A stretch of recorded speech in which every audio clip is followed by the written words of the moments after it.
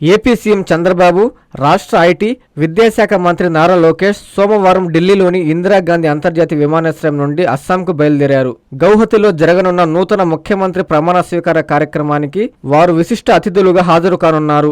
ఈ సందర్భంగా విమానాశ్రయం వద్ద నెల్లూరు పార్లమెంట్ సభ్యులు వేమిరెడ్డి ప్రభాకర్ రెడ్డి ముఖ్యమంత్రికి లోకేష్ కి ఘనంగా వీడ్కోలు పలికారు. అస్సాంలో బీజేపీ నూతన ప్రభుత్వ ఏర్పాటు వేడుకల్లో పాల్గొనేందుకు వెళ్తున్న ముఖ్యమంత్రి బృందానికి ఎంపీ వేమిరెడ్డి శుభాకాంక్షలు తెలియజేశారు.